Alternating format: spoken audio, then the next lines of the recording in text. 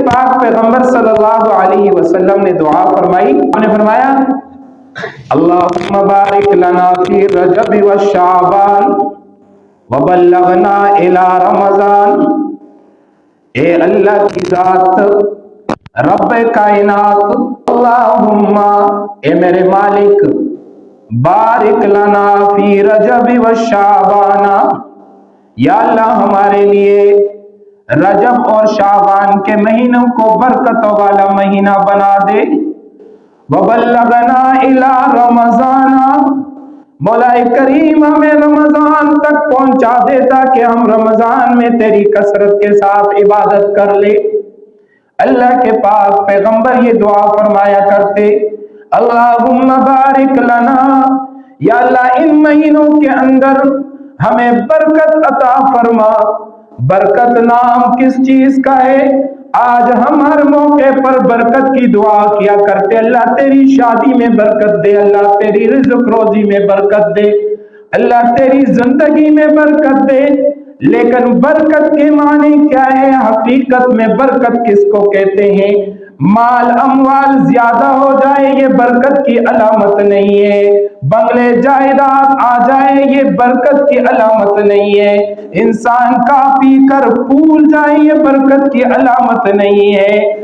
برکت کی علامت یہ نہیں ہے اگر کسی کے پاس بنگلہ ہو، کروڑوں کربوں کی جائیداد ہو، لیکن دن کے حال پوچھو، رات کے اندھیری کے احوال پوچھو تو بتائے گا زندگی تنگ ہوئی ہے، دل کے اندر سکون نہیں ہے، زندگی میں سکون نہیں ہے، جسم پھولا ہوا پلا ہوا جسم ہے لیکن پوچھو اندر سے ہزار قسم کی بیماریاں لگی ہوئی ہے۔ فرمایا برکت اس چیز کا نام ہے جسم بالکل لاغر ہو، کمزور ہو، لیکن دل پوچھو تو اطمینان کے ساتھ باغ باغ ہو، کوئی جائیداد نہیں، کوئی پیسہ نہیں، کوئی بینک بیلنس نہیں، لیکن دل کی کیفیت پوچھو تو بڑا مطمئن ہو، دل میں زندگی میں سکون ہو، گھر میں راحت ہو۔ فرمایا یہ برکت کا نام ہے، اس کو برکت کہتے ہیں۔ اللہ کے پاک پیغمبر نے فرمایا اللہم بارک لنا فی رجب و شعبان، یا اللہ ہمارے لیے رجب اور شعبان کے مہینے کے اندر برکت عطا فرما، اور یا اللہ ہمیں رمضان تک پہنچا۔ یہ کیسی برکت ہے، یہ کیسی دعا ہے۔ ان تینوں مہینوں کا آپس میں جوڑ کیا ہے، ان کے آپس میں تعلقات کیا ہے؟ فرمایا کہ ماہ رجب کے معنی کیا ہے؟ رجب کی مثال علماء حضرات نے لکھی ہے، رجب کی مثال کہ رجب کے اندر اللہ کے پاک پیغمبر نے دعا فرمائی برکت کی، اللہ رجب کے مہینے کے اندر ایسی عبادت کرو کہ اللہ تمہارے جسم کو پاک کر دے۔ فرمایا پھر شعبان کا مہینہ آئے گا، اللہ کو کثرت سے یاد کرو، اللہ کی عبادت کثرت سے کرو، اللہ تمہارے دل کو پاک کر دے گا۔ فرمایا اس کے بعد رمضان کا مہینہ آئے گا، اللہ نے جسم بھی پاک کر دیا، اللہ نے دل بھی پاک کر دیا، رمضان کا مہینہ آ گیا، اللہ روح کو بھی پاک کر دے گا۔ فرمایا تینوں مہینوں کا آپس میں تعلق۔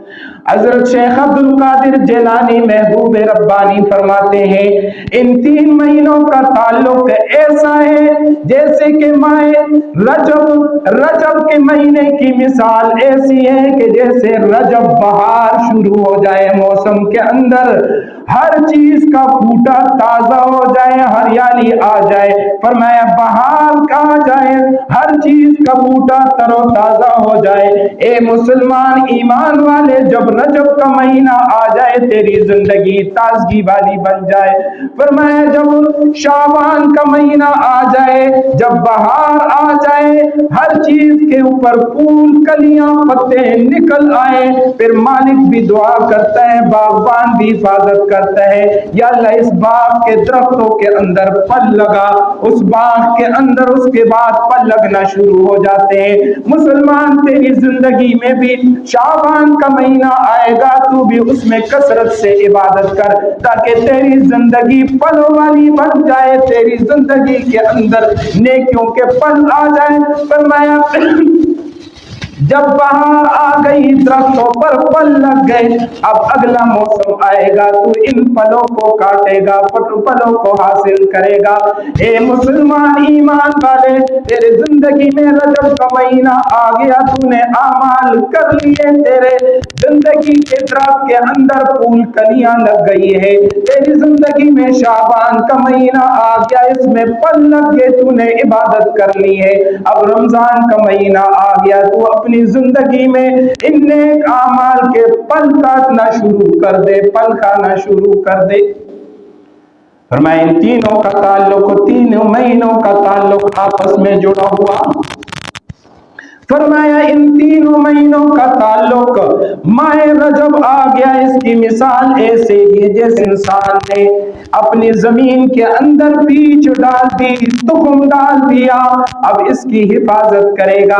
فرمایا ماہ شعبان آ گیا، اگلا موسم آ گیا، کونکل نکل آئے، اس بیج سے اس کے پودے نکلنا شروع ہو گئے۔ اب مالی کی، ذمہ دار کی، باغبان کی یہ ذمہ داری بنتی ہے کہ اس فصل کو پانی دینا شروع کر دے، تاکہ وہ فصل پھولے پلے جوان ہو جائے، اس کے اندر پھل آنا شروع ہو جائے۔